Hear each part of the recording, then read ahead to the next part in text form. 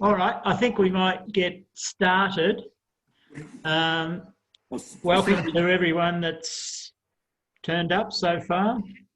We'll probably gather a few more as we go along, because it is only just 2 minutes to 8. But tonight we have Alan and Marilyn, who are going to give us a short presentation that they've prepared about their car. Video. And then we are going to have two visitors, Ashton, Roskill and Giles Cooper. Giles, up here. Hi Giles, how are you? I can't see Ashton anywhere, but I guess he's... yes, a lot of you will realise or know that Ashton and Giles prepared a Healey, and it took, we'll hear all about it, but I think it took them 2 years, Giles? 2 years preparation? 2.5. 2.5 years preparing their Healey to run it in the Paris to Peking to Paris rally. And it was the first Healey that has ever actually competed in that event, and they finished, which was pretty amazing, and we'll hear all about it. But we'll cross to Alan and Marilyn first. And hi, I'm Alan May, and this is my wife Marilyn, and we're new members of the Austin Healey Club, and we're obviously still in lockdown as everybody else is, but Bill Ingram's asked us to do a little video for the next Zoom meeting, and so we're going to have a little go and see how it might be any good, but if you don't like it, don't put it on. But anyway, yeah, so this is our new BJA. Had it since May, but we haven't been very far. We can only go in circles of 5 kilometres, which is very good at the moment. So we're hoping that these draconian lockdown rules will cease pretty soon, so we can go on a club trip and go to a monthly meeting and meet everybody. I haven't even met anybody. The car's actually it has been in the club for a long time from the previous owner. But yeah, so we're going to do some improvements to the motor and bits and pieces we're going to put a alloy head on and a few other bits and pieces. But yeah, anyway, I'll hand over to Marilyn and see what she's got to say. Well, just a little bit of background. We've been in a Bajero club prior to this, and we've been in the Bajero club for a long time, and we've done 30 years, and we've done lots of four-wheel driving. So this is a complete change because this is a different style of car, and I'm looking forward to the changes. And looking forward to meeting all the new people in the new club. We've got 3 children, we're all in their 40s. We've got 4 grandchildren. One of which one's doing the videoing. 18-year-old Will, yeah. Our daughter's got 2 children who are teenagers, 18 and 15, and our oldest son's got 2 babies that are, well, not babies, but they're 4 and 2. And our other son, he's got a new partner and everything's going well for him. Now, I usually play quite a bit of golf when we're not in lockdown. I play golf twice a week. I'm a member of Kew Golf Club, and I'm also a member of the Greythorn Tennis Club, and I play tennis twice a week there, and I go to yoga classes a couple of times a week, so I have a very busy sporting week. But we are looking forward to meeting all the people in the club and spending some time with them. Now, over to Alan. Well, no, that's good. Yeah, no, we'll probably need to finish soon. So, yeah, I'm partly retired chartered accountant, but go to work 3 days a week at the moment. But yeah, so got plenty of time for recreation and going on trips. So looking forward to that. And yeah, as Marilyn said, I've done a lot of four driving in the past, and I still play Masters basketball, but that's another story. anyway, we're looking forward to meeting everybody, and yeah, that's about it. Thank you. Thank you. Bye-bye for now.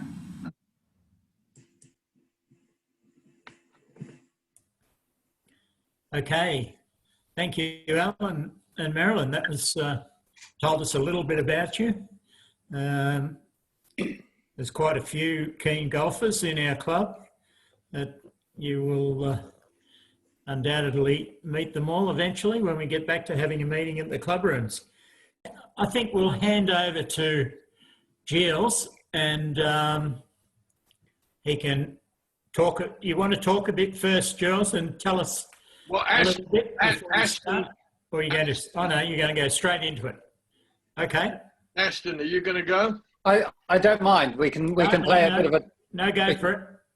We can play a tag team. Can you hear me first of all? Yes. Okay. Yes. Excellent. Good. So I'm Ashton. That's Giles.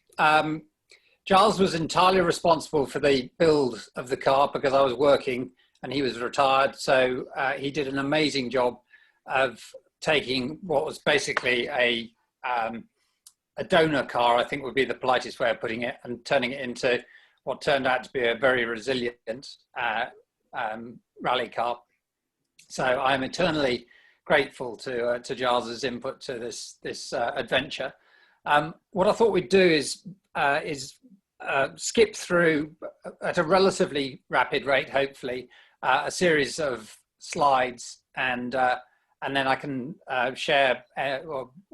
Feel free to interrupt at any time, and Giles will overlay anything that I miss as we go through. But essentially, we'll go through a chronology, very brief bit on the build of the car, and then get into the actual event itself.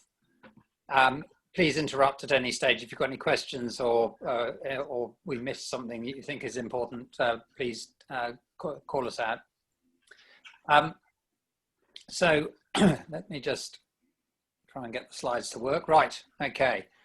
Now, can you just see the slides, or can you see the slides and the Zoom piece?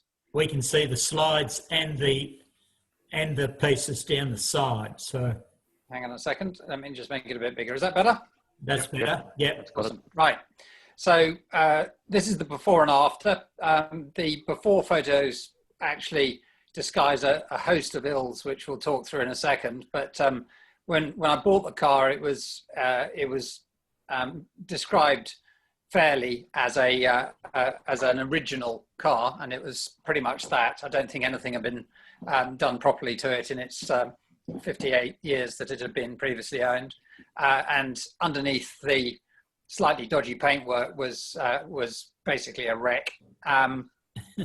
Just to give you an idea, the only components of the original car that we used in the rebuilt car were the body panels, the frame, and the engine block, and absolutely everything else, down to the light bulbs and pretty much everything. The windscreen was original, but everything else we had to replace. So that gives you an idea of just how ropey it was when we got it. Peking to Paris. Mm. So this is some photographs of the prep of the car. Top left was as we were stripping it and finding out the nightmare that was underneath the rusty body panels. The chassis was actually okay. I say okay, it was just about okay. We had to have a lot of unnecessary holes where tapping screws had been screwed into to hold panels onto the floor and so on. So we had to do a lot of welding up. A huge amount of strengthening and gusseting had to be done. And the guy sitting in the middle photograph at the top, Andrew, was the guy who was basically responsible for stripping it right back and then putting it all back together again. Top right is our beautifully rebuilt engine. As I mentioned earlier, we literally threw everything away except for the block, and we had to have the block fully reamed and line bored to get it to be straight, to get the bores straight. And then we built it as a low compression but very heavily blueprinted engine. So it puts out about 100 horsepower, about 270 foot-pounds of torque. it's got the alloy head that Alan was mentioning earlier from Dennis Welsh, and Carrillo rods and pistons, a steel crank, and yeah, all the ancillaries were new and replaced. Bottom left is the chassis starting to come back together. So by that stage we'd stripped it, rebuilt it, painted it, and started to put the running gear back on. Bottom middle is as the body panels start to get fitted back up, and of course none of them fitted because we'd straightened the chassis out and done a load of work on it. So all the panels had to be refitted. Bottom right is it's starting to make some progress towards a finished car. 2 years ago, 2 and a little bit years ago, we took it out to the Central Outback Time Trial based out of Alice Springs. It's a 7-day historic, well, primarily historic rally as a daisy out of Alice. So you go out of Alice and back again every day. And that was more than anything to find out, well, A, find out what was wrong with the car still, B, to find out whether Giles and I could bear to sit in a car together for a sustained period of time. Good news was we could. And C, to shake down the car as it stood at the time and determine what else we needed to do in the remaining year before it had to go into a container. The learning was actually not that eye-opening. You'll see the difference between these photographs and some of the photos during the event. Really, the only difference that we made was that we put a roll cage, or a roll bar rather, into it, which is rear mounted, to allow us to still get in and out of the car quite easily. And we replaced the kind of OEM boot rack, which was completely not fit for purpose for what we needed to do, with a rather more robust version, which is the one that you can't really see it, but you'll see it in some photographs in the bottom right hand corner. Bottom right is Giles driving the car to the docks in, correct me Giles, May, was it? Yes, I think it was early May. Yeah. In 2019. No, it must have been April because it took longer than that. Yeah, that's true, because we actually picked it up on the 25th of May, didn't we? So yeah, so it would have been in late March, early April. Anyway, it was raining, whatever it was. So yes, there we go. So the boat took 6 weeks to get there. The car was sat in a warehouse in Beijing for a couple of weeks. The warehouse is the picture on the bottom left-hand corner of this page. This is day 0, the 1st of June last year. Giles and I arrived separately. Giles and his wife Janet had been in China for a couple of weeks on a tour. I flew in on the night of, I can't remember, a couple of days before the June the 1st, so it would have been about the 27th. We'd spent a couple of days before this just getting our orientation right and working out which way was up. We weren't allowed to go and get the car until the June the 1st. So we all piled into buses and headed down and picked up cars in waves. It was basically a case of first in, last out. And we were literally, I think I might have a photograph, here we go. We were literally the first car into the warehouse in the far left-hand corner there. So so we were also therefore the last car out almost. Although we weren't quite last, because the car next to us, the Holden, which belongs to the Blundens, had a flat battery. So we actually did beat them out of the front door. But other than that, I think we were pretty much last.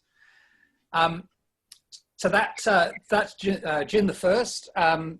Prep followed by scrutineering. So top right photo, or sorry, middle right photo is me walking away from the car scrutineering, and then there was a cocktail party to welcome everybody and give everyone a chance to catch up with those who they knew or meet with some of the fellow competitors.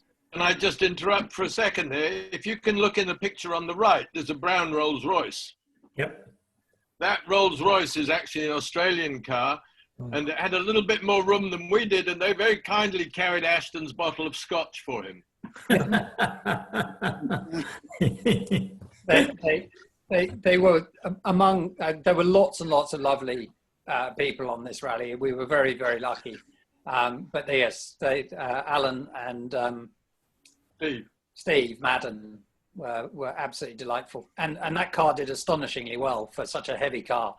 We were quite surprised when we learned that they were going to be doing it in a Silver Cloud, but sorry, Silver Spirit. But yeah, they did amazingly well.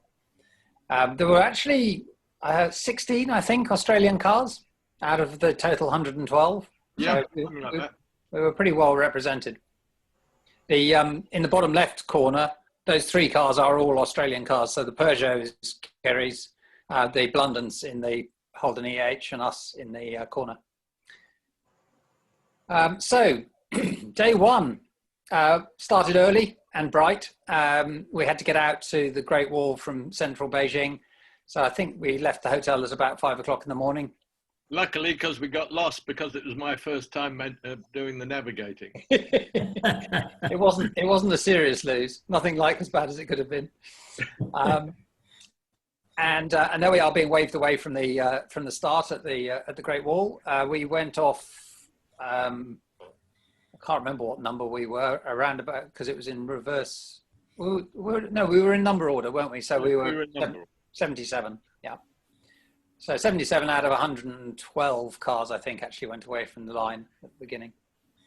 And basically the first day was a combination of a bit of fast road work and then winding up this valley. And the right-hand corner shows you the road up the valley, which was a mix of tarmac, as you can see here, and dirt. And that took us pretty much all the way to Ho Hot, which is where we spent the first night and where the bottom photograph is taken. I'll keep pushing through just because there's not a huge amount to say about day two. Day two was Ho Hot to Erin Hot, which is on the border with Mongolia. So we basically gone due west across China over 2 days. Sorry? Was that a question? No. So the following morning, day 3, was an early start because we had to be at the border crossing, and the top left-hand corner shows us all queued up at the border crossing. Of course, I don't need to tell you, it was a complete chaos. All the locals were queue jumping in front of our cars, and it took us until about 11 o'clock to clear through customs. Once the other side, there was a bit of road work, not very much, and then we were off onto the dirt. We actually had to spend most of the afternoon line abreast, following a lead car, because the original route in the route book had been washed out. Believe it or not, I know it doesn't look very wet, but they'd had a huge amount of rain, and the route was impassable when the 24-hour car went through. So they basically led us directly to the camp, which is where you see us pitching our tent for the first time. And refueling in the middle. You had to refuel because we had to go 2 or 3 days without any petrol stations. Did you carry the fuel? So in that middle photograph, you can see a jerry can there. Everyone had 2 jerry cans, and that had to get you through the next day. We, as part of the prep for the car, we'd put an auxiliary 20-litre auxiliary tank in. So we had 60 litres on board, which was good for about 580 miles or 800 and something kilometres, provided I didn't get too heavy-footed with the right foot. I don't think we ever got too close to running out, did we, Giles? No, we did very well. There were a lot of 600-kilometre days, but a lot of them were on the smoother road. So we actually got fairly decent gas mileage. Yeah. So what happens if you run out of fuel? Do they have backup for you? No. No. You try and borrow it off someone else who's done better than you have. Yes, And people did do that. There were cars that literally couldn't make it. And Yeah. they borrowed fuel off other competitors. Right. Okay. But the organisers don't help you. No, No. you're given your allotted amount and that's it. Yeah. Okay. You make it work. So did you work out your fuel consumption? Did you think you were covered every day? You know, had that been pre-worked out or? It had, but the trouble is with something like that, you don't know how rough or deep the sand's going to be. And your gas mileage will go to less than half if it's a sandy day. Yeah. So you can do all you like. We did a lot of that work when we were in Alice Springs, was when we started trying to do that. Right. Yeah. Yeah. We still had a lot of fingers crossed, I can assure you. Yeah. Right. You can prepare a great deal, but there's some stuff you simply just have to find out, suck it and see. And the car was actually surprisingly economical, considering it was carrying a reasonable load and in really difficult conditions at times. Backside. You took the tent in the backside. Okay, carry on. So the following day, day 4, took us from the middle of the Gobi Desert into Ulaanbaatar. The photo at the bottom right there, well, in order, top left is us breaking camp. Top right is me helping Mario Ilian. I don't know if anybody is aware of Ilmore Racing, a Formula One race car preparation company, but on the left there is Mario Ilian and his daughter, Noelle. And that's me trying to help them put their self-erecting tent back down. And that's a fellow competitor, John, laughing his socks off because It was a failure. it was a complete failure. They threw the tent away and they rented one. Yeah. It was very funny indeed. Bottom left is a fairly typical view of the vastness of the Gobi Desert, and then bottom right is our absolutely delightful and completely mad friends Anton and Herman on the tricar. So that's a rebuilt or reimagined Consul tricar, the same as Augustus Pons tried to do it in the very first race in 1907, and he failed. He got lost in the Gobi Desert and ran out of fuel and nearly died. And Anton took it upon himself to finish what Augustus Pons had not succeeded in. And well, I mean, honestly, everybody on the rally's hats went off to these two guys. They are the hardest asked blokes you could ever imagine to ride that thing 15,000 kilometers across this terrain that we did is just amazing. So then we have, front. sorry, question? I was just going to say, the passenger sat in a chair on the front. Yeah, we've got a photo later of the bike, and you'll see just how exposed Herman was. So we had a rest day at day 5, which was, to be honest with you, a little bit early in the event for us to really know what needed fixing. And as it turns out, I mean, I did a full service, as you can see there, but didn't pick up on the critical nature of the springs at this point. We knew that we'd been doing some damage because we were just too heavy. We were carrying too much shit. So that box in the bottom there is rather larger than it appears. I mean, to give you an idea, that's a 1 litre water bottle on the right there. And that weighed about 35 to 40 kilograms. And that was just stuff that we tore out of the car because we just couldn't afford to carry that much weight. And it made a difference, but by that stage, the damage had been done.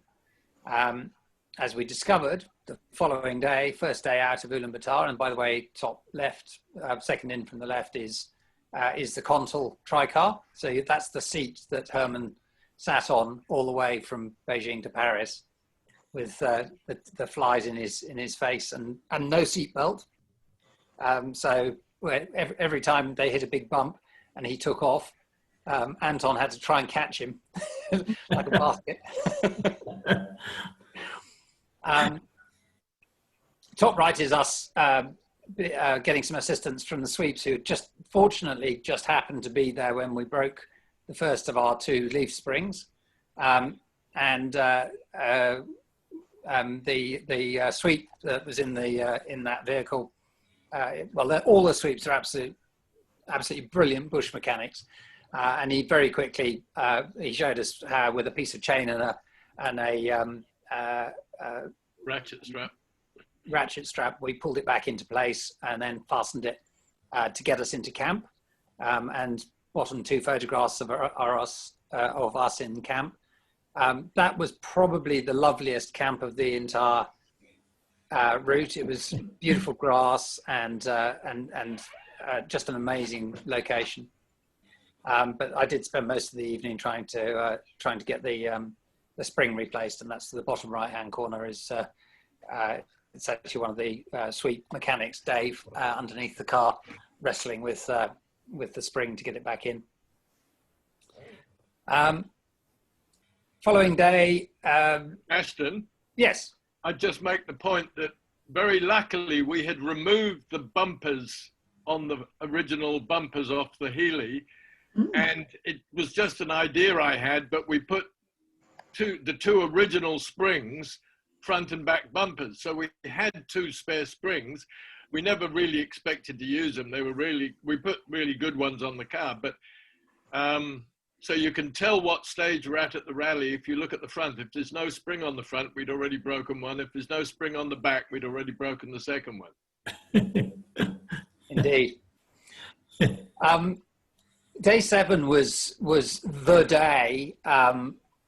The sort of the iconic photographs of Peking to Paris show us driving, or show the crews driving across the plains with the telegraph poles stretching into infinity, and this is the day that we drove those telegraph poles. It was bottom right-hand corner was us coming into that section of the route, but unfortunately you can't see the telegraph poles.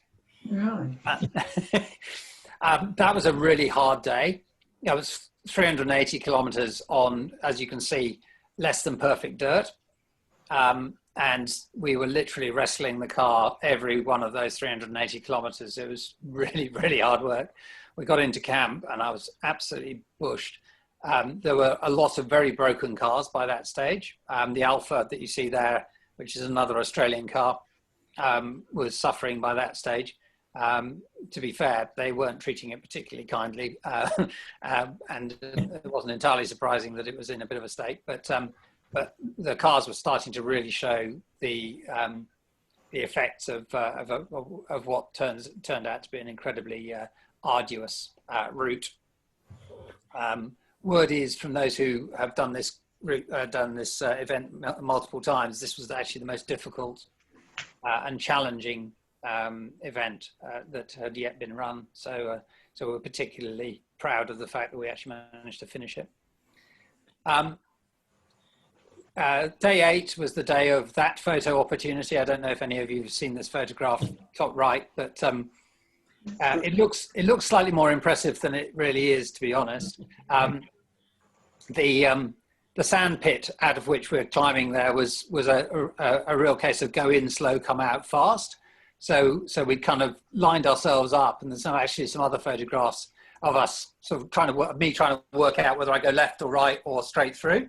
And in the end, I decided to go straight through, and so eased in and then gave it a bootful and popped out the other side. And Jared happened to be the other side taking photographs, and he caught that one, which he came up to us in camp that night, really excited, like just a little schoolboy. He goes, "I've got a best photograph ever of you guys." And just out of interest, it was later on last year, it was voted the best vintage racing photograph of 2019. Yeah, I think it's pretty famous, that photo now. So that was that day. It was as most of the days, they kind of blended one into another, but there were some highlights and lowlights of all of them. This bridge on the top left-hand corner was one of the more rickety bridges, because literally the planks, I think that probably had all its planks when the rally started going through. but every time a car went across, another plank came loose. And because we were quite close to the back of the field at that stage, it was starting to look a little bit thin on planks. And of course, the nails didn't go with the plank. So if you drive through that bit in the middle, chances are you'd come out the other side with 4 punctures. And then bottom of the photographs. So there's Giles and I with our Mongolian tan. As you can tell, it's a little bit dusty. That was the day that we obviously lost the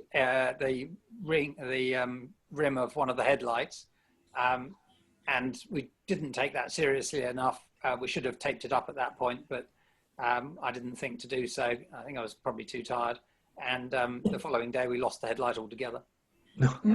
And then bottom right is another Australian car.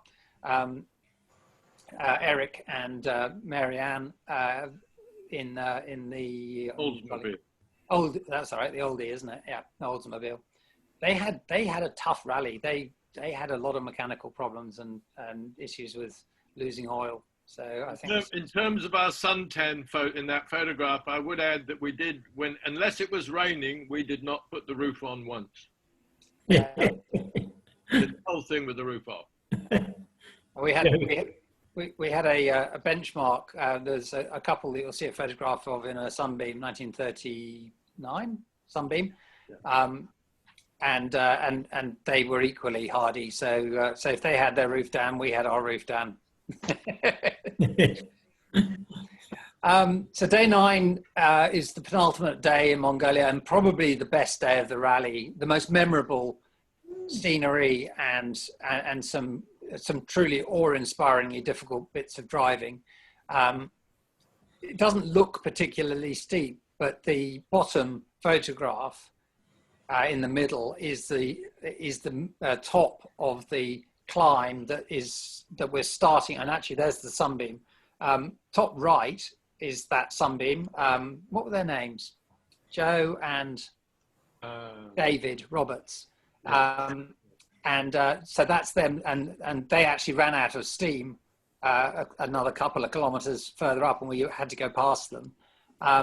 It was so steep that the vast majority, I think there were only something like 3 or 4 cars that actually drove up it unaided. We were one of them.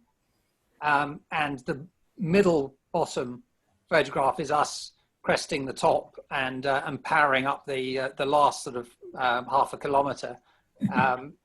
Without our headlight, as you'll see. We lost it, I think, on that climb. Yes, we did. Someone said afterwards they did see it, but they didn't stop. They didn't stop, they just drove straight over it. I mean, it seriously was probably one of the most amazing days, as Ashton says. He had to, when we started to lose power, he had to start to traverse, like you do when you're skiing, but going up. Yeah, we weren't actually on the road. We had to go off the road to traverse, so we were just bouncing up the hill. And then immediately you got off the track. There were these big boulders, and so you had to literally navigate your way around the rocks to try and keep the car moving up the hill.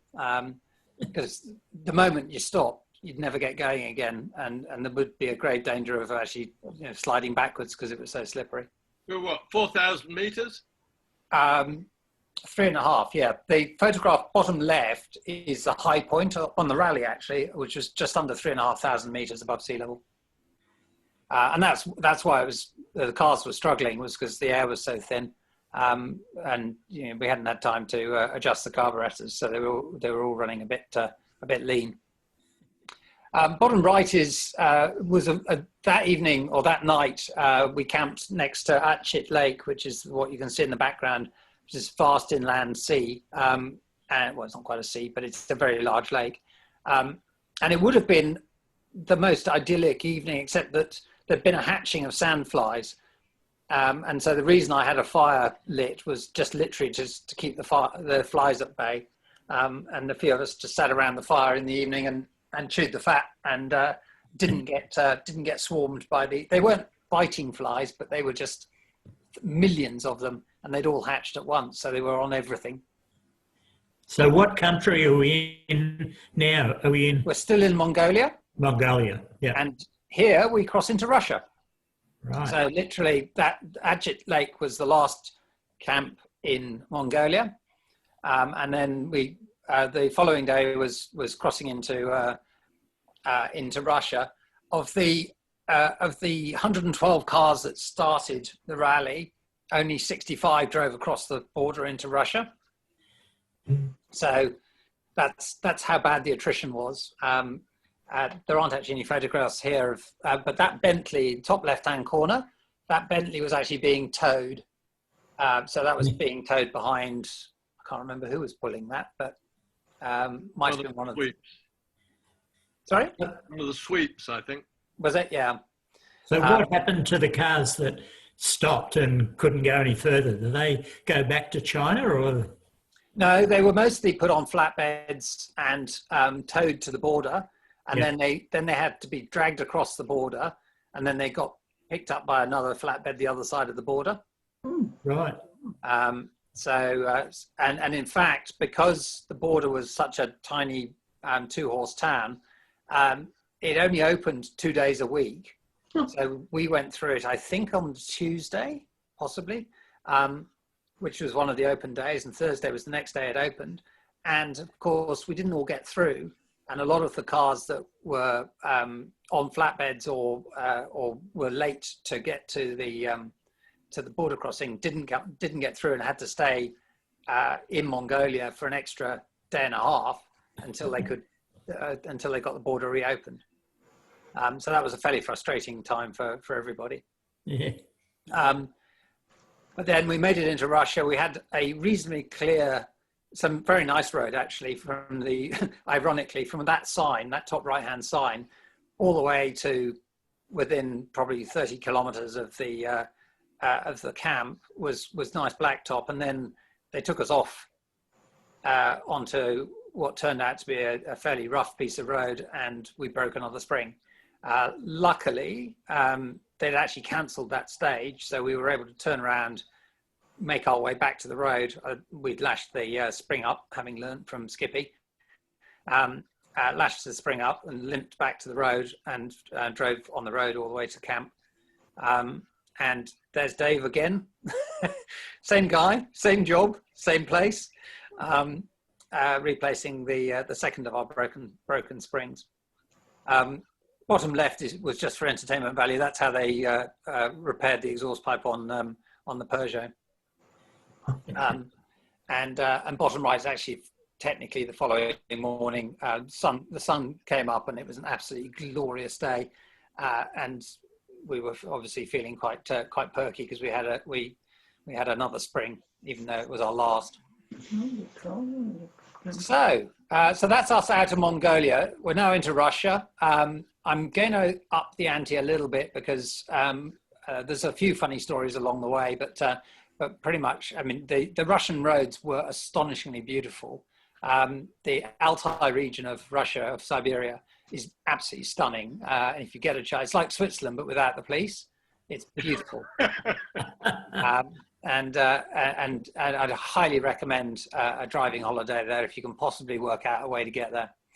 Bottom left-hand corner, just for entertainment, is our Italian friends, Roberto and, help me, Giles. Yes, I'll be there in a minute. Keep talking. Anyway, Kripo in an Alfa Romeo Spider, which honestly, we thought we were daft doing it in a Healey. They clearly were dafter, because doing it in an Alfa has got to be the height of insanity. But they drove it like they'd stolen it every day. They were Italian. They were Italian, yeah, they are Italian. And they'd broken it. They'd actually literally broken it coming past us. They came roaring past us on a long downhill straight, which at the bottom of which had a bridge. And you had to be really careful in Mongolia because the bridges, and in Western Russia, Eastern Russia, the bridges had, at times, quite a substantial lip where the road had dropped away and the bridge hadn't. And there was this, step up onto the bridge. And they hit this lip at probably 150 kilometers an hour, 130 certainly, going absolutely flat out, and ripped the front of the suspension out from underneath the car and knocked a hole in the sump. So they then spent 2 days fixing the car up and were then playing catch up to the rally. And they took a shortcut, bottom left-hand corner, didn't wade the ford, and found out the hard way that it was deeper than they could possibly have thought it was going to be.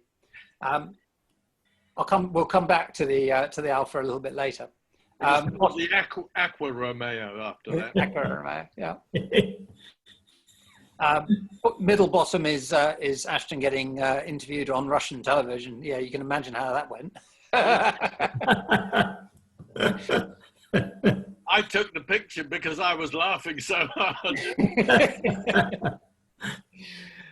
So day 12, we're heading northwest with a bit of north in it, towards Novokuznetsk. Easy for you to say. We didn't know why we were going there until we got there, and it turned out that one of the participants, a chap in the Lada, actually owned a motor museum in Novokuznetsk, and also the hotel that we stayed in. So he was obviously the local hero, man made good. And as a result, we had the most phenomenal crowd to welcome us into the car park. It was like a hero's welcome. We felt slightly sort of humbled and overwhelmed by the whole thing. Bands, dancing girls, everything. You name it. It was extraordinary. On the way there, we had, you'll see these butterfly, bottom left-hand corner, there was this massive butterfly hatching, hundreds of millions of these things, just like clouds of them across the road. And you couldn't dodge them, obviously. So we all ended up with them plastered all over the front of the radiators. It was rather sad. And there in top right is the sunbeam again. Anyone would think we were following them. And top right is Ashton getting chatted up by one of the locals. Novokuznetsk to Novosibirsk. This day was a very dull day because we were having to take it very steady. There were a couple of dirt sections which we decided not to take the penalties rather than risk breaking another spring, because we were basically hanging out to get to Novosibirsk, which was the next rest day, so that we could get 2 new springs built, which is the top top middle photograph. Is the local chap. So we bought a pair of Lada springs, but they don't have the rolled ends. So we had to cut the rolled ends off our existing springs, which thankfully we kept. God knows what would have happened if I'd, in a fit of pique, thrown them into a dustbin when we'd broken them.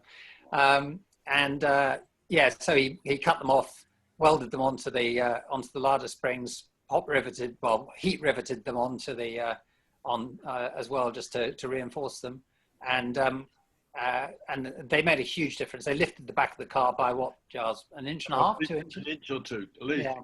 We solved all our problems. Yeah, they did. That was.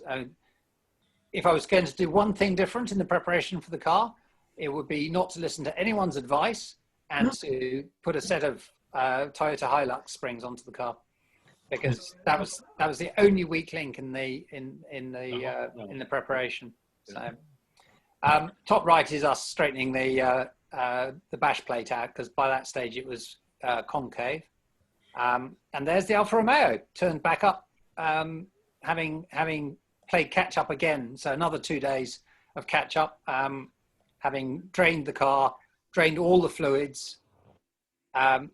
Miraculously, God knows how they had managed to kill the engine before any water got into it, so it didn't hydraulic. And they drained everything out, replaced it all, and she fired first time. So credit where credit's due. And then it started raining, and my God, did it rain. So the day out of Novosibirsk and across the border into Kazakhstan was cold, wet, and honestly, probably the low point of the rally. I had to keep the top right-hand corner, doesn't really do it credit, but if you get to see any of the videos, you'll see some of the cars coming through this section. It was only, 4.5 kilometers? Yes, very short. Very short stage, but it took us 45 minutes because the car just kept on drowning. And so I'd have to climb out in the pissing rain with a can of WD-40 take the distributor cap off, wipe it out, spray it with WD-40, put it back on, fire her up, do another 400 yards, drown her again, rinse and repeat. You can imagine it got pretty boring. And then we had to get out of the car at the border crossing and stand in the freezing cold and the driving rain waiting for some fisher's border clerk to let us through. So yeah, we were not in the best frame of mind by the time we got to Pavlodar. And can I just point out that if you look at the center bottom picture, there are now 2 black headlights on the Healey. Yes. Oh, yeah. They're donated by what everybody uses, like the springs. They all come from larders. And they actually say that if you stay in Russia long enough, your car will turn into a larder. Virtually every part, clutches, brake cylinders, you name it. And they are remarkably inventive mechanics as well. They can fix anything. Nothing's too hard, so they're very clever, very funny. Yes, so that night we stayed in what we euphemistically refer to as the Beirut Hilton. It was the least nice of the hotels that we had to put up with, but to be honest with you, we were both so bushed it didn't matter. And the following day, the sun shone, which made up for the fact that it had been miserable the previous day. And we spent that day charging across Kazakhstan, heading for the newly rechristened capital. It used to be Astana. Literally, was it the day after you put the stickers on the car, Giles? Yeah. So we'd stickered up the car with the route, and we'd put Astana on it, and then they changed the name. So this was very upset if you don't put the right name on in these countries. Yes, it's a matter of national pride. You can tell that the car had still not had a wash for the bottom right-hand corner. You can see all the mud spatters coming up over the bonnet. We had a couple of dirt sprints that day, both of which we did quite well in, actually, with our new springs and a newfound sense of confidence in the strength of the car. We were actually able to give it a little bit of stick. Bottom middle is us catching up with the lovely brothers who were in the Beetle, Deirdre, and I think we probably overtook them on pretty much every stage, sprint stage that happened between there and the end of the rally, because they were, I think, 2 cars in front of us. Yes, that stage was probably about a 7-minute stage, and you're started at 1-minute intervals, and we caught up 2 cars on that stage. So we made up 2 minutes in 7 minutes. That's how fast Ashton was going. So we were back on fire. We were well, at least we were back on fire. Yeah, we were back on. So what it turned out, so we started to, on day 16, the previous day, I'd started to feel that the clutch wasn't all it could be. And I thought it was just a matter of adjusting it. It had probably got a bit worn and needed a bit of adjustment. So we found one of these ramps. They put these ramps, it goes to show that they don't believe in preventative maintenance, because these ramps are often occupied along the side of the roads by cars that are just stopped on the side of the road. But we made good use of this one to see if we could find out what the problem was. So we dropped the under tray off, tried adjusting the clutch, didn't make any difference. Stopped at the next time, what do you call them? Time control. Time control, TC, thank you. And the sweeps had a go, and they couldn't fix it. Turned out we didn't have a clutch. So we then drove the rest of that day, which was 460 Ks with no clutch, including the water splash into the camp, top right. That's the American guys, Derek and Kurt in a little Porsche 9. And that night was a lovely camp and a lovely evening, but I was rather distracted because I was on the sat phone. There was no mobile coverage this far out, and I was on the sat phone to the UK and Australia trying to source parts for the clutch, which we by now knew we were going to have to replace. It was a bit stressful because we were in Kazakhstan, but the following day we were crossing to Russia, and nobody wanted to ship anything into Russia because it disappears into a black hole in Moscow. In the end, we managed to find, I can't remember if I've got any photographs, guys, Owen and Adrian in an Austin Princess? Westminster, thank you. Had ordered a bunch of parts from Dennis Healey Spares, Dennis Healey Racing, no, Dennis Welsh Racing, sorry. We managed to piggyback on their courier. So they'd found a courier to pick up the suitcase full of spares, get on a plane to Ufa, deposit the suitcase in the hotel, no questions asked, took the money and disappeared. He didn't want to meet us, didn't want to say hello, just wanted us to check that the merchandise was in order, and then he was out of there. So I don't need to tell you that that was an entertaining way of transacting. But in the meantime, we had to get to Ufa, and that's 3 days away. So we had 3 days of driving on no clutch, including competition stages. This day, 590 kilometers, including competitions, 4 competition stages, I think, with no clutch. And traffic jams. And increasingly traffic jams. So we got quite good at reading the road a long way ahead and gauging when the lights were going to turn green and when all the cars that were at the lights were going to get away, and we'd cruise up just at the moment that the lights were just changing back to red. But yeah, it became a little bit of an art form. This day, actually, I don't know, Giles, if you remember, this was the morning where we were trying to get out of Costanay, and they issued a last-minute change because they dug up the roads that we were meant to be using. And the change that they gave us made no sense, and we drove it 3 times, and it still made no sense. And in the end, I went to Giles, right, fuck it, shut your eyes, and we drove through the roadworks.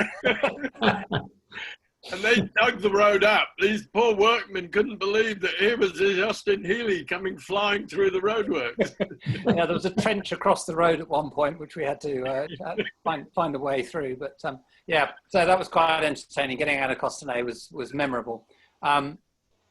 And we crossed the border back into Russia, which was uneventful because the border between Kazakhstan and Russia on the way out, because we'd already been in Russia, was a fairly quick affair. And we ended up, we went through, is it Magnitogorsk? Yes, Magnitogorsk, yes. Yeah, Magnitogorsk, which had an earthquake, I think, hadn't it, a few weeks before? It had an earthquake about 4 months before we went there.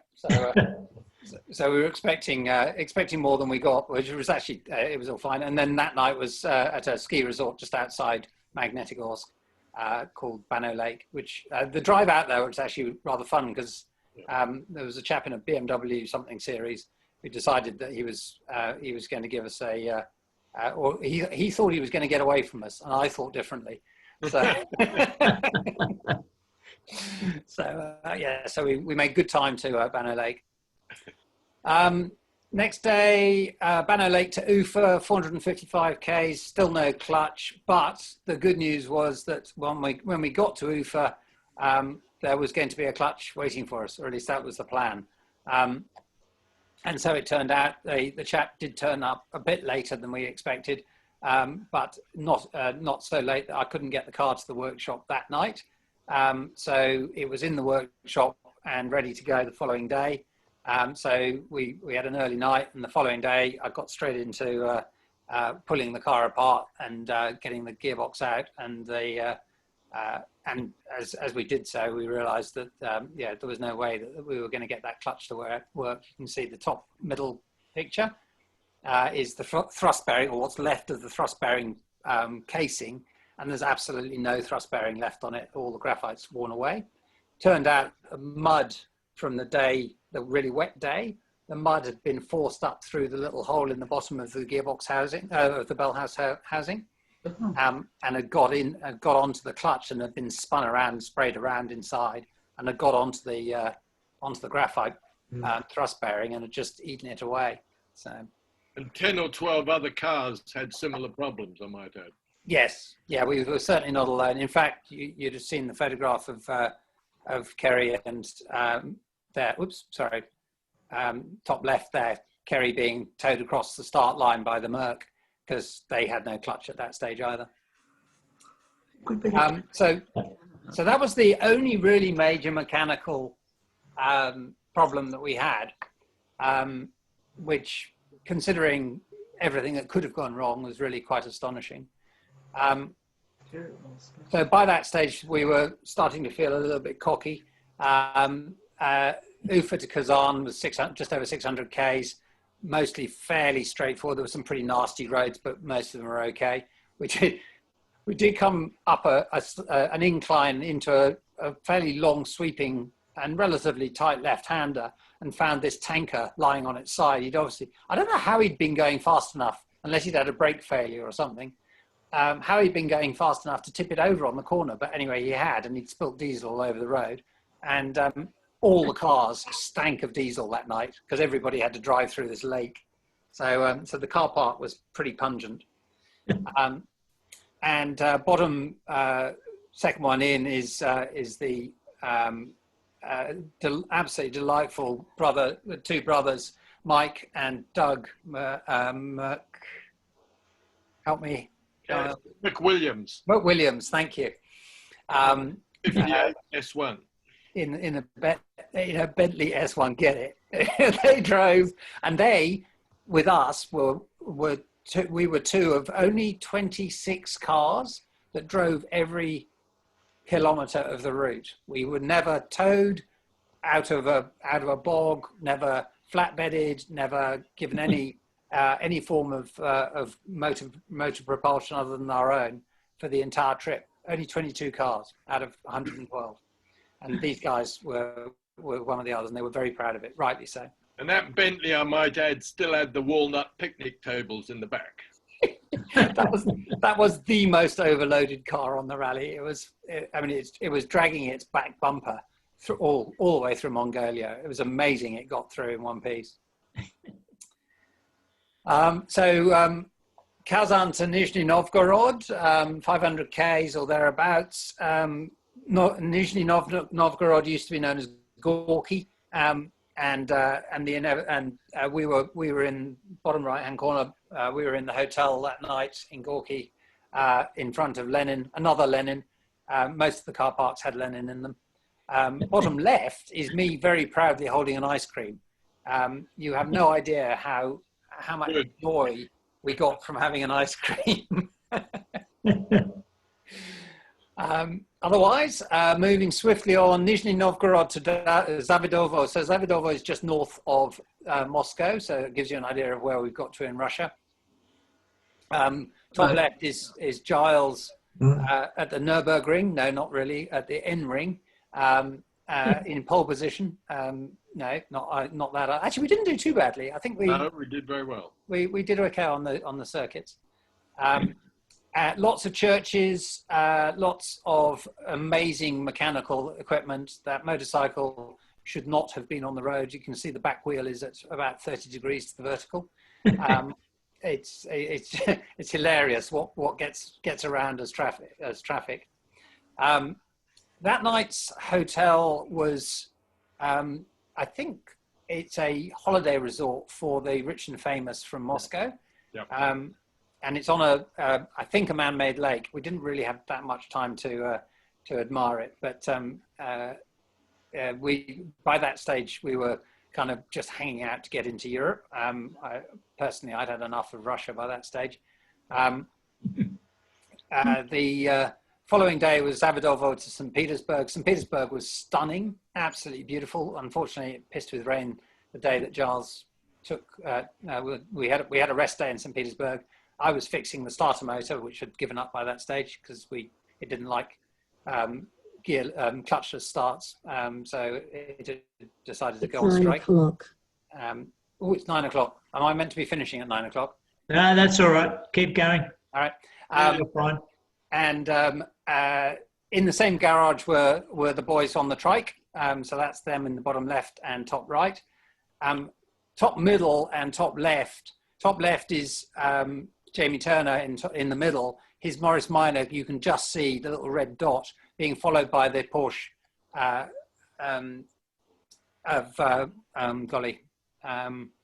Annette and can't remember. Lars Rollner. What was his first name? Lars Rollner. Lars Rollner. Yeah. Lars was basically acting as tow car for Jamie, because he'd wrecked the Crown and Pinion, and it was whining like it was so deafening. He had to hang back that far just not to get deafened. How Jamie and his navigator coped with the noise in the car is beyond me, because when we drove past it, it was absolutely ear piercing. But they did make it to St. Petersburg, and their replacement Crown and Pinion turned up that night at about 2 o'clock in the morning. That's when that photograph was taken. So they were able to get that fitted at the same time as I was getting the starter motor fixed.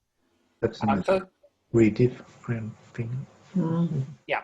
I can see him holding the times. Yes, bits of metal. Following day, we crossed into Finland, which was a joy.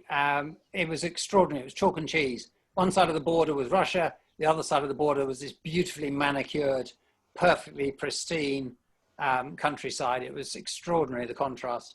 That night was at a hotel, again owned by one of the participants, a chap in a Volvo, oddly enough. Nothing too surprising, except that I spent the evening helping Jamie in the red moggy bottom left to weld up his exhaust pipe with no welding mask. Next day was a sprint stage and a very enjoyable full forest training stage, both of which we acquitted ourselves quite well on. And then it was a fairly short trip to the ferry from Helsinki to Tallinn across the Baltic Sea. And that night we're in Tallinn. So bottom right-hand corner is the town hall in Tallinn. I did actually manage to get out for a walk that evening, which was rather nice. And now we're motoring down through Europe. So down through the Baltic states. So Estonia, Latvia, Lithuania, the Bikaniki motor circuit, which was a lot of fun. Quite a long circuit. What was the history to that, Giles? Was it it was something that was built. So many of these were like the Nürburgring. They were built for testing of vehicles during the war, I understood. Yeah. So it was a good circuit. It was fast, but they put some chicanes and obstacles in the way just to make us slow down a bit. I'd just like to interrupt here. We did the whole rally on off-road tyres. They're the same tyres that I actually have on a Toyota Land Cruiser. Oh, And yeah. got a Land Cruiser. so you can imagine, yes. So you can imagine that when we got into Europe, we had a lot of speed trials on circuits that were tarmac. To which our tyres were not best suited. And I've got to say, I have never been sideways quite so much in my life on any of these, and yet we did very well. We were coming third and fourth out of all entrants due to the capabilities of the driver. Oh, bless you. That was the capabilities of the car, mostly. She was very strong, very effective. A good weapon. The bottom middle photograph is the car that, of all the cars that we saw in all the motor museums, and we saw quite a few, that was the one car I'd have taken home, which is just stunning. It's an Auto Union. It's one of the 5 that remain or something. Yeah, it's all right. On down through Latvia, or into Latvia rather, via Lithuania, and then, from Latvia via Lithuania into Poland. So that night we got into Mykolaiv in Poland via a couple of airfield circuits. Actually, this top left-hand corner was one of the airfield circuits. That night I unfortunately heard from my wife Caroline that our dog had passed away very suddenly from cancer. So that's why there's the flower. I went out for a walk and picked some flowers in his memory. And then we had the sweets party, which I was feeling a little bit subdued, but did manage to have a couple of glasses of the bottle of Glenmorangie that Alan and Steve had carted all the way from Beijing for us. So we cracked it open that night.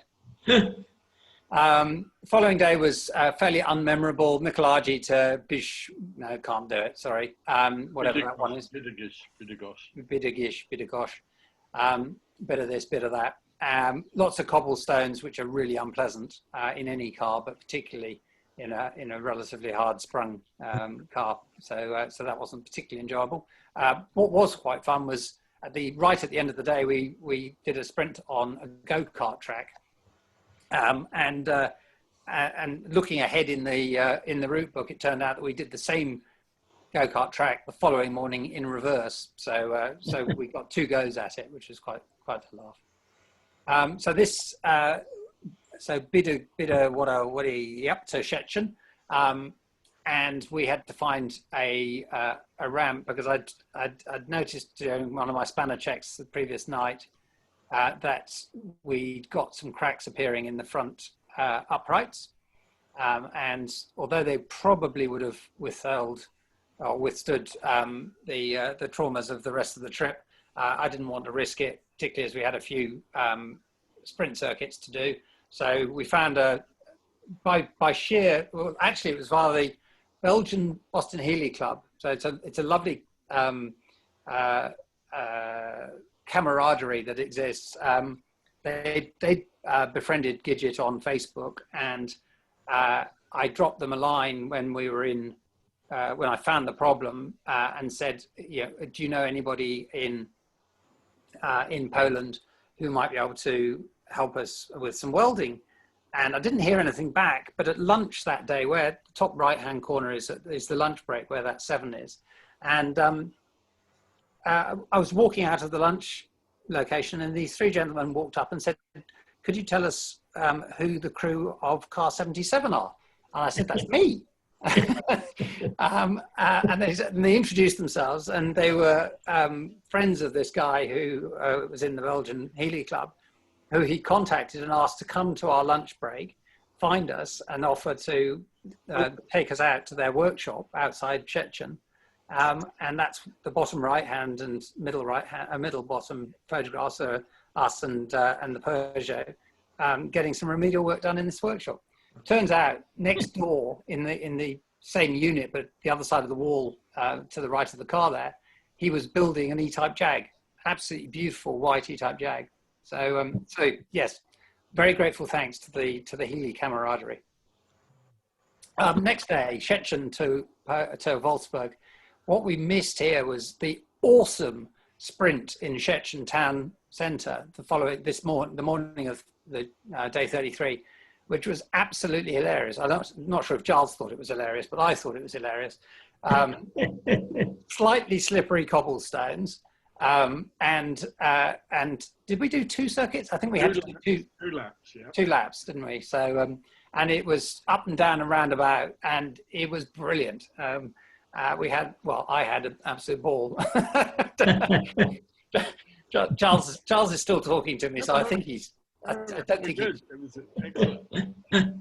And that night was probably the second best of the, it was probably the best collection of cars, but that we saw, which was the VW Museum.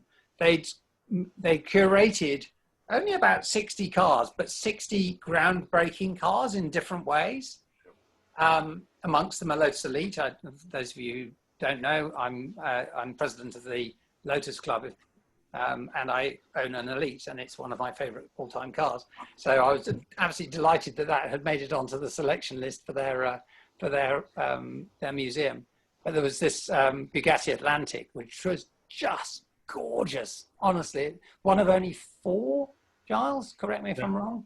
I think the Royal Albert. It was just because it's got an exoskeleton.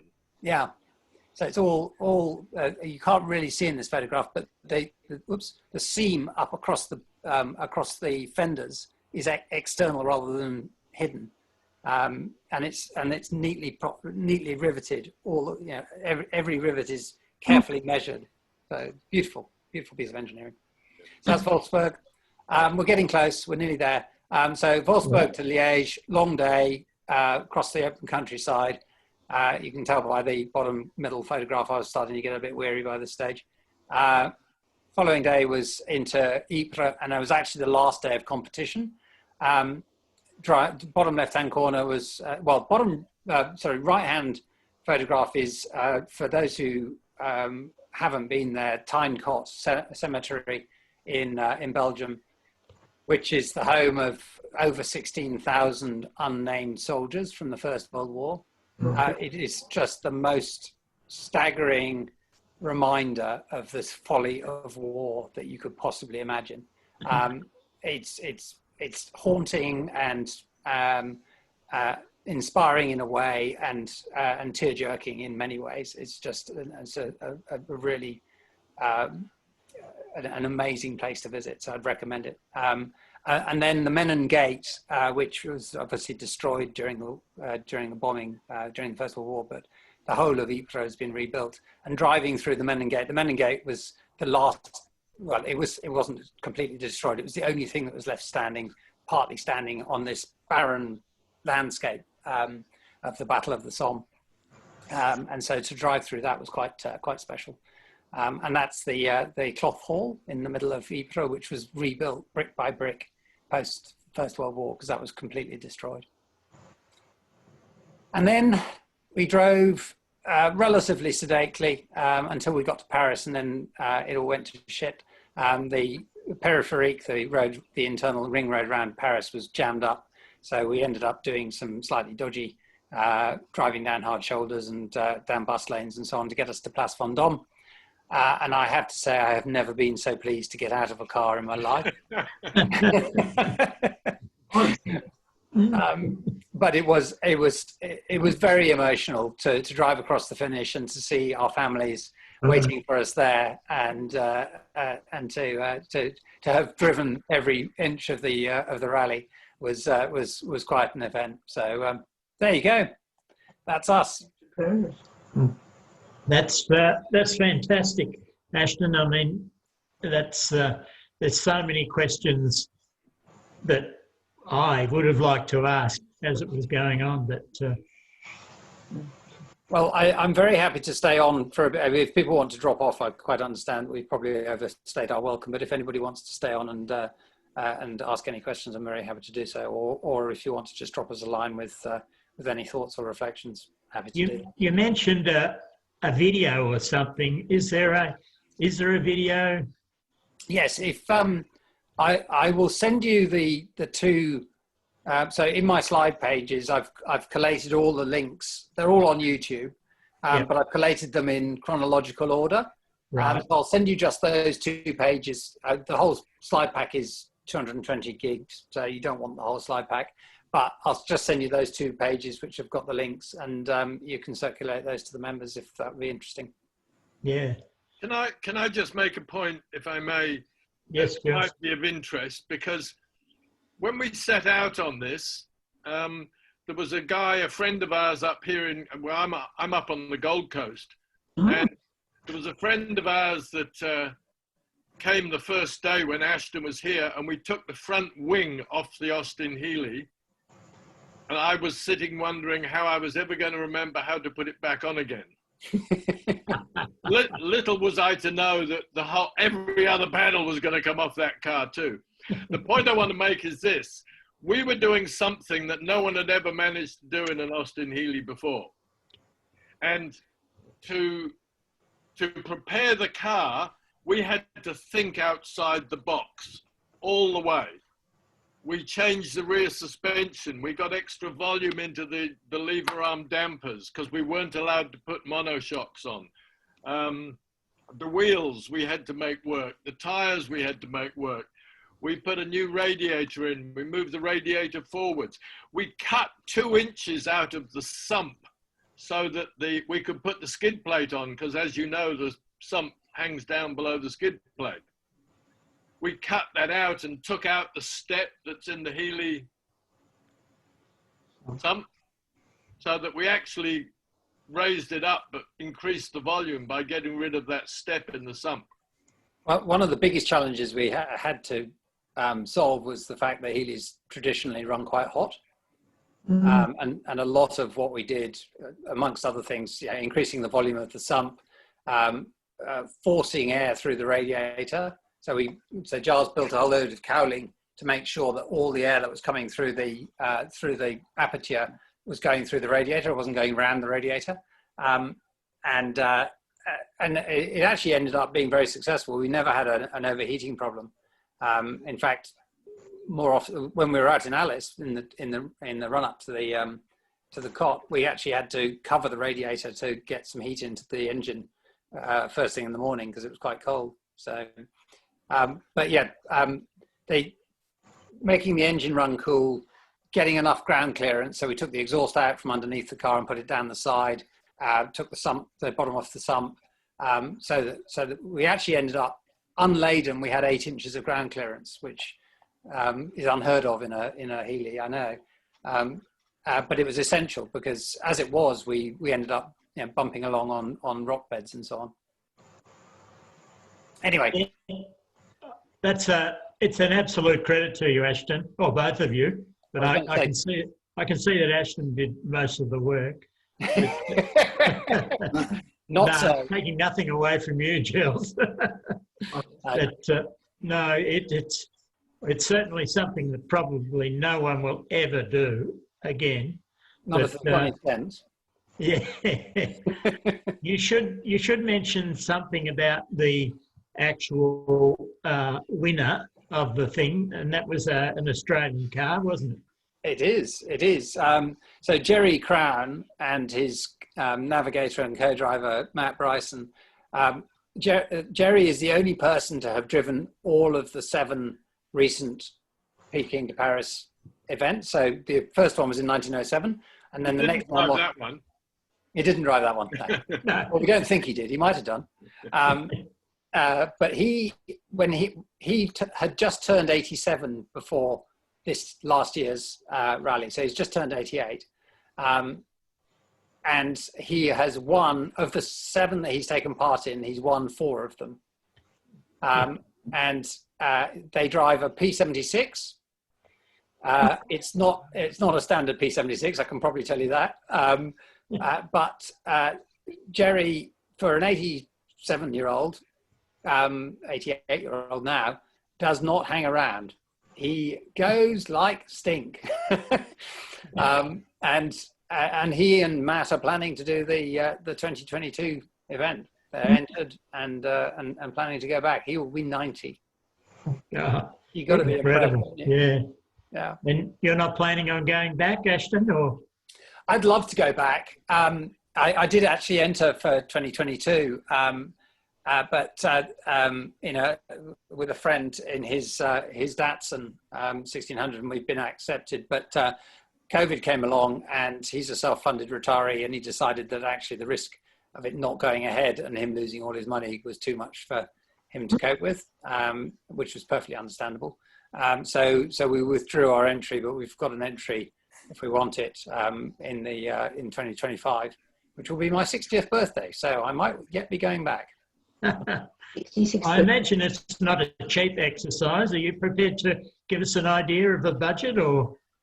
Well, I can tell you what the budget was, and I can tell you it wasn't enough. Giles will be able to tell you because he ran the spreadsheet. I think the car cost something in the order of about $140,000 to prepare. To prepare. Yeah. And then the entry for the event is £50,000 for 2 people. So $80,000 or $85,000. And then odds and sods and extras and flights and what have you, and shipping the car was 10,000. So yeah, it all adds up. So you don't get any change out of $250,000 basically. Oh, 250,000. Yeah. Yeah. No, so I thank you very much for putting this on tonight. I mean, it's been a fantastic experience. Great pleasure. And I'm sure you could talk for days about it. Can I ask a question there, Terry? Yeah, sure. Ashton, I saw a photo of the car in front of the garage, and I think it had for sale on it. Is that right? You've got rid of the car? No, I haven't got rid of it. I did briefly put it up for sale. You were right. And then I saw the wisdom, the folly of my movement, of my idea, and quickly stopped that in its tracks. Partly because literally the weekend that I put it up for sale, I was made aware of the rerunning of the Perth to Sydney Marathon, which is being organised for next year. And I thought that was too good an opportunity to turn down. So we're busy just brushing the car up at the moment to participate in that event. That's great. Okay. All right. Is anyone, any questions? Put your hand up or unmute yourself and ask a question. Yes, if you like. Terry, Peter Parsons speaking. Yes, Peter. I would like to know what the fellows, did they have a chance to choose a 6-cylinder car as well as a 4-cylinder car? And what made their choice of the 4? Obviously lightweight, I suppose, would it be? Yeah.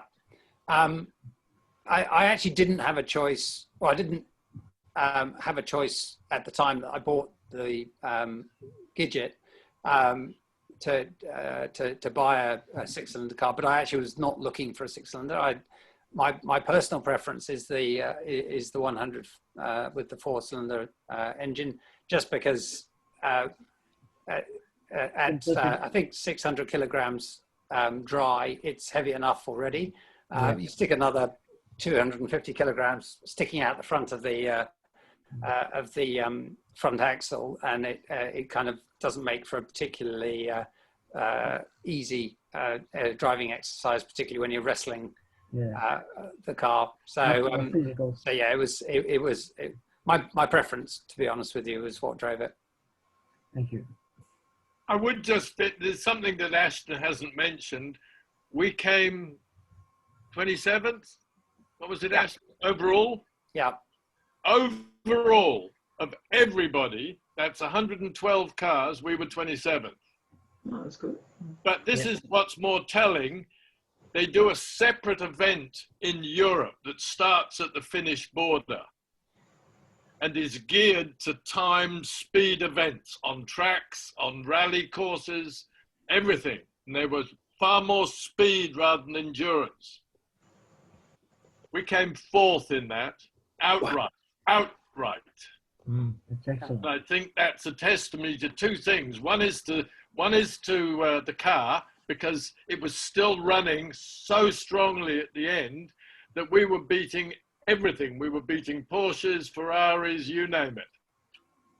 The other one was that there was quite a good punter behind the wheel, a kind of madman, who kept it pointing in the right direction despite my instructions to go the other way sometimes. But Leadfoot. So are there separate cars that do that part of the event, or No, it's the same. you've got to do it start to finish. Yeah, so you have to go to Beijing and start from there. Yeah.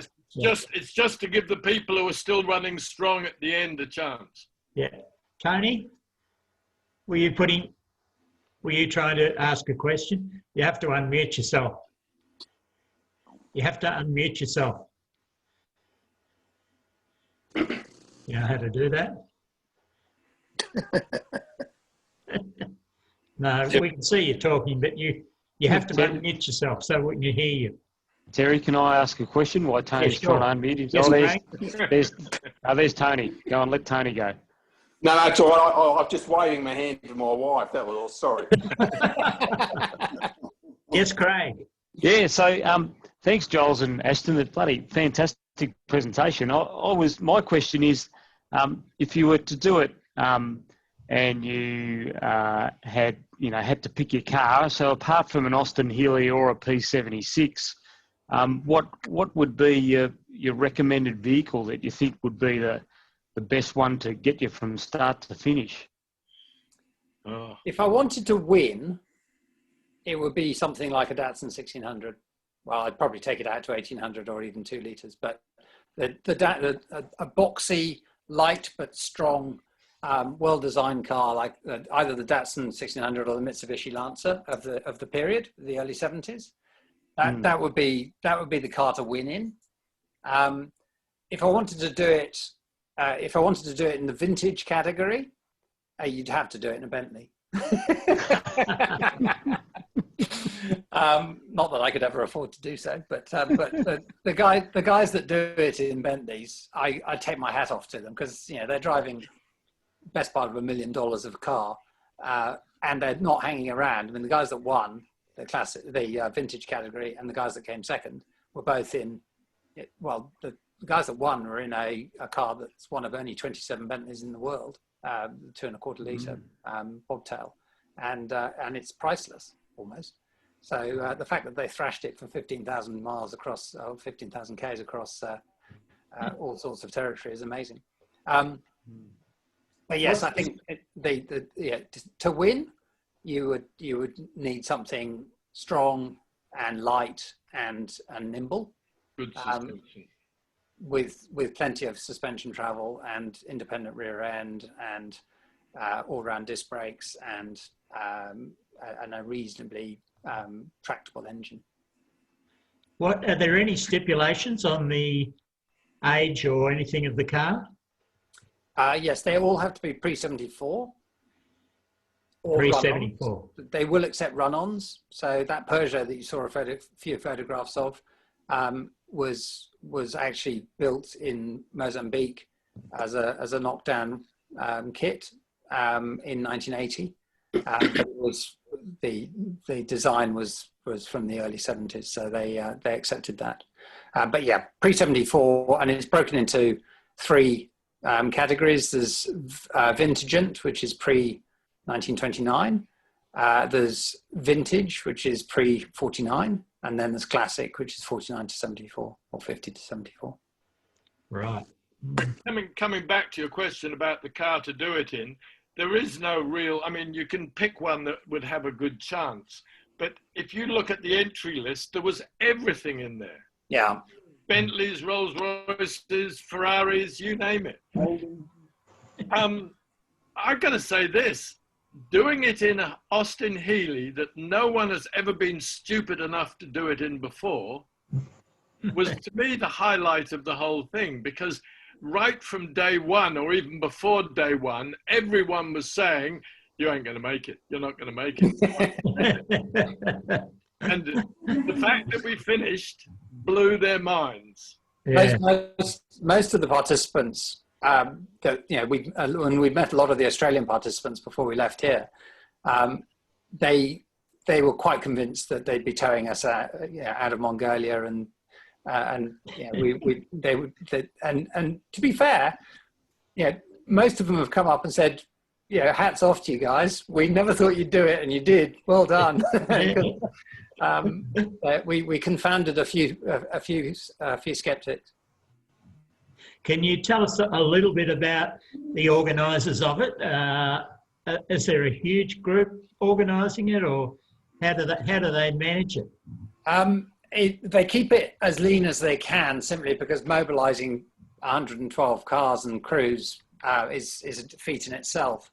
But there's the camping is organised by In Market, so that you saw a few pictures of the big trucks in the camps. They have two of those trucks in each, and they have a truck which is the mechanics truck and a truck which is the cooks and tents truck, and they're in pairs. So the first truck does camps 1, 3, 5, and 7, and the other one does 2, 4, 6, and 8. And they leapfrog each other, so that they've got 2 days basically to get ahead and pitch camp. The marshals and medics and clerk of the course and so on. And the sweeps. There were 9 sweep vehicles, so 18 people 18 mechanics. There were 2 medic vehicles, I think, or possibly 3. Yeah, 3, I think. 3. And then there was the clerk of the course car. And the 24-hour car, which was the car that was running a day ahead of us, sending back any route changes. 9:30. Have you, I'll show Morgan, so you members of Healey clubs, New South Wales and Queensland, or why the Healey? You mentioned your Lotus Elite. I've got my membership. Okay, okay. Hang on, I'll scrabble around. I have got a badge somewhere, but why the Healey? I've always had a penchant for the 100. I've always thought it a rather pretty car. And when this one came up for sale, it was cheap, and there was a good reason why it was cheap, because it was terrible. And at the time I bought it, to be honest with you, I didn't have this in mind. I was going to turn it into a tow car. So I was just, I thought it would be quite fun to turn up at the historic races with my race car on the back of on towed behind a Healey.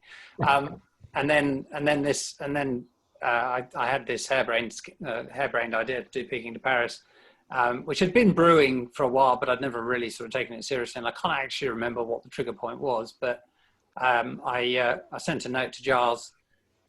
He was the first person I thought of who'd be stupid enough to say yes. And he was at the time midway back across America, I think, weren't you, Giles? Yeah, I'd just been round the world in a Toyota.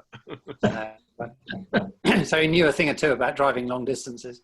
And I sent him a note and said, do you fancy this idea? And by return, I got a note going, you bet. So that was it, really. So began the preparation phase. We kind of described it as two races. There was the race to the start and then the race to the finish.